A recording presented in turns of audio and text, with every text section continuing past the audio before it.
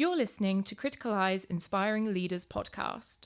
Criticaleye is a global membership community with over 2 decades of experience supporting senior executives in their roles. We work with board-level executives, giving them opportunities to build their knowledge, skills, and access independent reference points outside of their immediate networks. Whether you're stepping up into a more senior role or aspiring to do so, looking to hone high-level stakeholder relationships, drive operational performance, build your own personal resilience as a leader, or have longer-term career goals such as moving into a plural career, Criticaleye's approach supports a range of leadership challenges and ambitions.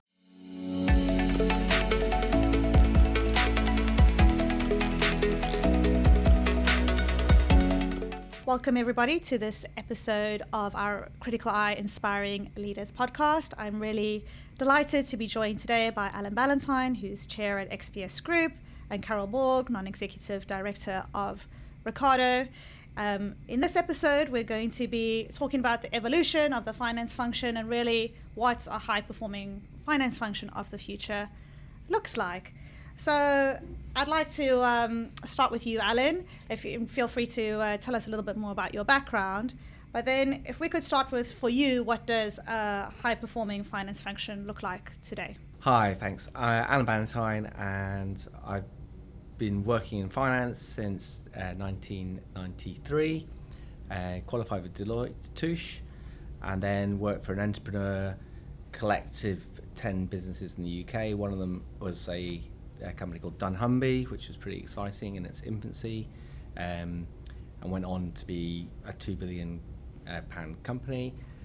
I then left as .com CFO for a year, and then I joined Rob Walters, where I was financial controller for 5 and CFO for 16, and I retired 12 months ago and now chair of XPS. In terms of high-performing finance function, I think probably you start at the beginning. It's got to be honesty and integrity, and then you move through to capability, and then you move through to understanding core principles of the business, the strategic direction, and consensus building, and helping to influence and shape not just the operational efficiency, but actually getting to where you really want to get to on an accelerated growth curve. Yeah, thank you. Carol, what about you? Also, again, please introduce yourself a little bit more, and how do you view the finance function, building a bit on what Alan said? Yeah, well, thanks, Bridget. Carol Borg, I'm a Group CFO listed in an executive capacity and have done for many organisations around the world. The 3 largest that have shaped my career are Vestas Wind Systems in renewable energy, Lightsource BP, a solar developer that has just recently been acquired fully by BP, and most recently in Connecticut Defence and Services security company. And I'm also a non-executive of Ricardo, as you've just quite rightly pointed out. So I think in addition to what Alan is saying, I think it's really important. I think there are probably 3 real areas in my mind about what makes a high-performing finance function. I think there's something about business partnering and challenging. Like you've got to kind of understand, as Alan was mentioning, the strategy of the business, the drivers, what makes it, and what makes it achieve its best. I think there's the agility and adaptability of actually understanding both external and internal factors. So externally, geopolitics, inflation, interest rates, all that sort of stuff. And internally, changes in direction, operational fires that you need to metaphorically get put out and all that sort of stuff. And then I think that the other thing that I think is a bit underestimated in the finance function, I think it's the storytelling. It's the ability to tell the narrative. It's the ability to translate what you're capable of doing in terms of, a robust set of numbers and things like that into the financial narrative or insights that can help drive a business. I think they're the kind of 3 ingredients in addition to what Alan was mentioning previously. Yeah, and just on that storyboarding bit, how has the role kind of evolved beyond managing numbers to become more strategic advisors? Yeah, I think even in my career, I think people underplay and underestimate the storytelling bit. I don't know about you, Alan, but I've worked with individuals that are fantastic at putting a set of numbers together, but can't convince an audience, a board or an executive team, about what the message they're trying to do in a very succinct way. And I think if you lose the room quickly, you won't get your brilliance across. So I think for me, it's a really underplayed skill set, and I think it's probably the difference at what makes good finance teams to great finance teams, if they can kind of leverage on that ability. I'm not sure if you've had that experience. 100%. And a link to that is the question why, and trying a finance function that can explain the rationale behind what their position is. And actually the other angle would be joining the dots, looking forwards, because actually anything that gets presented by finance is by nature historical, bar the budgeting processes. But actually being capable of going week to week, meeting to meeting, and trying to present a forward-telling story opportunity versus, I think that's the great. No, I definitely agree with that. Yeah, absolutely. And given that the role has evolved so much, how important is talent in creating this high-performing function? Well, talent's everything. I think best finance functions actually find a way, if they've got scale, to bring their future leaders through their own pool. And actually I think that's really important for all kinds of angles, and that is corporate understanding, job career creation gives you better tenure, but actually it helps manage your cost base fundamentally as well. But actually talent is everything, and there's never enough good qualified accountants in the world. Yeah, and I think I agree with you, and I've really enjoyed working in organisations where you can foster talent from either shared service or transactional areas into business partnering roles and then onwards. I think the other thing around talent, like maturation or talent, grooming or creating, is understanding the diversity of the talent that you have and utilising that diversity where it's needed. I really enjoy bringing different people together to actually work on problems. Because they bring out the best in each other, and it could be things not just technical capabilities, but also styles and things like that, bringing those people together to actually get the best out of a difficult problem or things like that.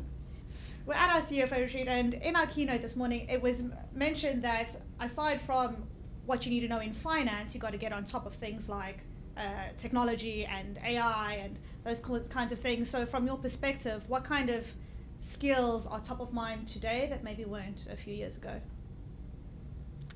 Yeah, it's interesting. Our finance function's been struggling to embrace technology since spreadsheets arrived. And actually, it's an imperfect science. And the teams that do best are the ones that grab the new technologies and adapt quickly.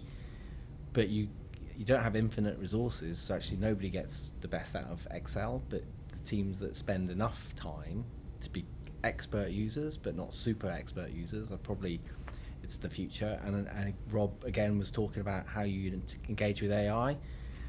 Most of the universe is a bit pray and hope versus actually some really simple practical steps that everybody can be using. That's probably where you want to start.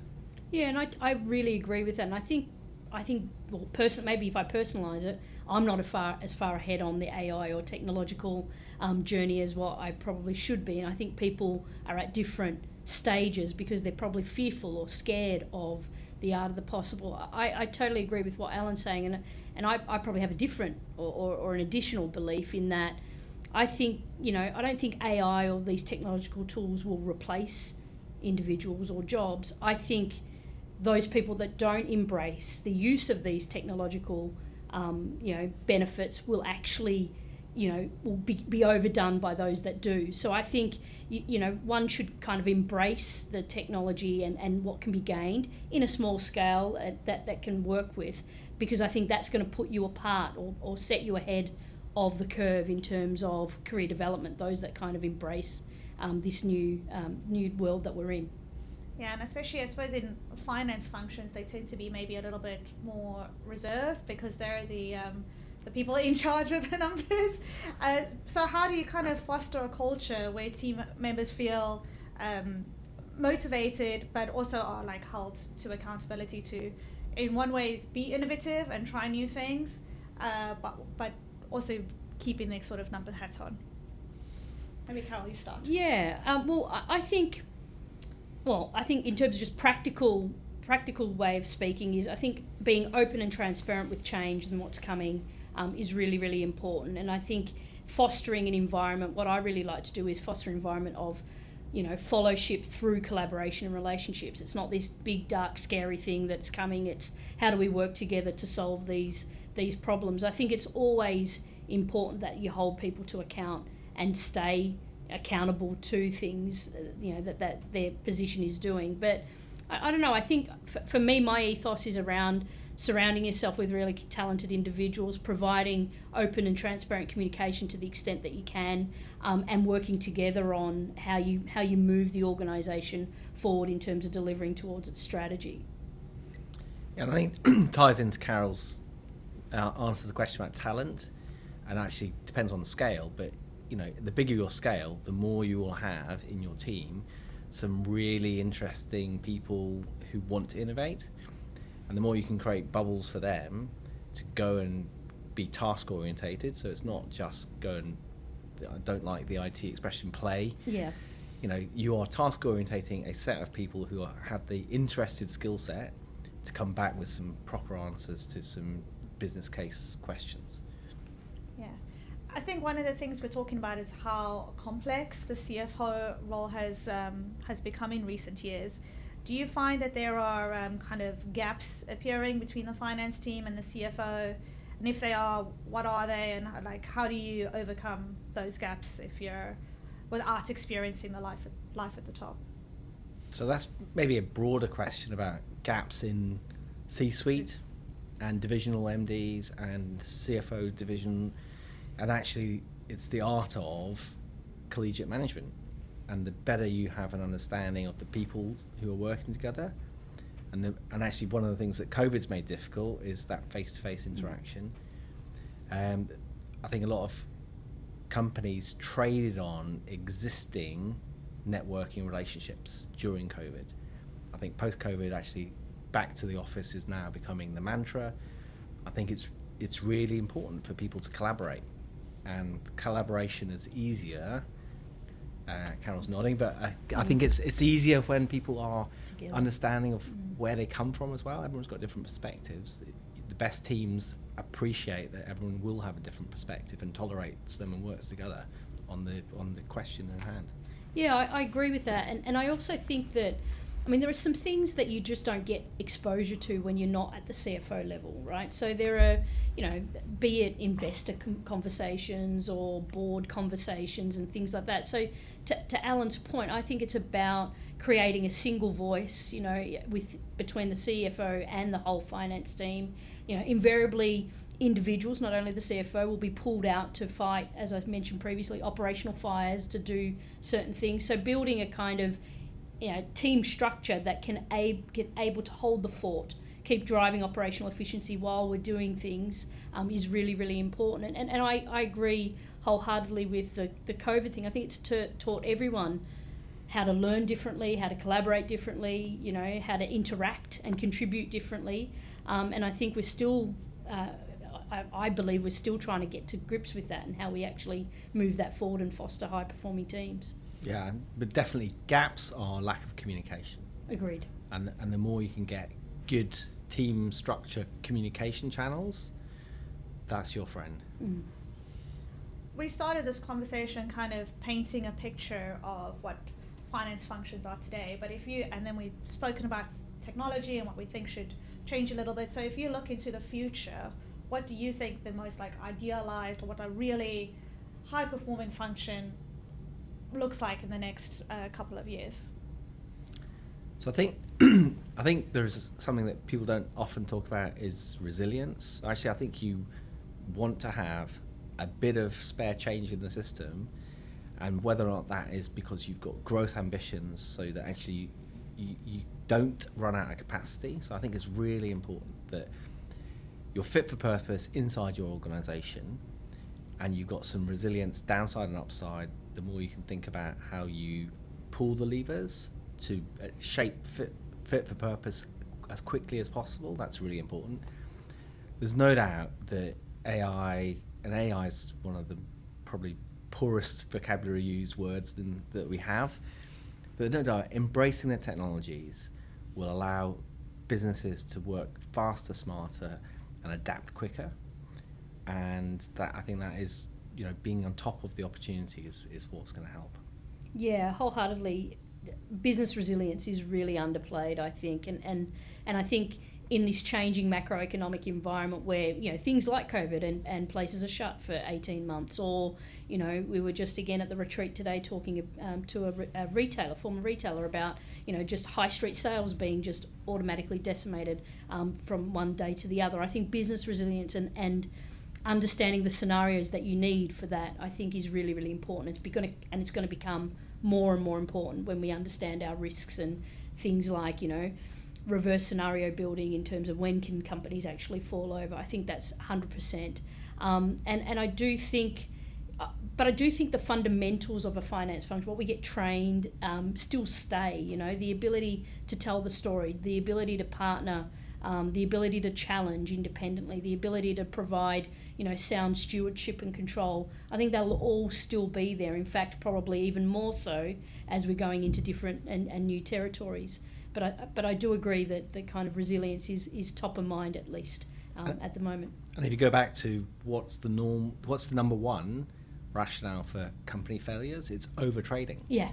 And not having enough cash. Yeah. Goes back to real basic, we can have all the technology in the world. Yeah. If you run out of cash, you don't have a business anymore. Yeah, cash is king, absolutely. Yeah, absolutely. And what about the CFO? How do you see their kind of the skills and capabilities that they're going to need in the next 5 to 10 years to really operate that finance function? Yeah, and I think Carol's point about storytelling, that is potentially even more valuable. All the big data sets will actually, you have to navigate through what all that data looks like and being able to condense it, articulate it. That's really important. The one thing that people tend not to talk about is data errors. It's all very well having this big data. None of it's accurate. So actually being capable of sifting out where the error propensities sit and what your probability curve of accuracies looks like, I think that's going to be important as well. Yeah, and to your point about joining the dots, right? Because I think I can see us moving to a world where you've got big data centres giving us heaps of information, riddled with errors probably, as Alan's saying. But then, I reckon the real talent, and we're really going to come up, the real capable individuals, those that can put different information sets together and be able to draw a story or a communication or an insight that will help drive organisations differently. And that might be, data through data centres, it might be through what they're seeing in the macroeconomic environment, it might be a whole heap of different things through their networks. But I think that ability to actually bring the story together on relying on other forms of information and potentially gut and experience, I think will become much more prevalent as we continue. And finally, what advice would you give to a first-time CFO who's just taken the step up to maximise their chances of success? Well, I think ideally before they become CFO, but be in a business that's under cash pressure gives you a huge insight into the things that you need to survive, and that's a great starting point. I don't know what Carol thinks. Yeah, not having sat on a lot of cash calls, absolutely. I wish I had that advice before, but I think I've got to think of something different to Alan. I think skills and experience will get you at the table, right? And I think your resume will speak for yourself.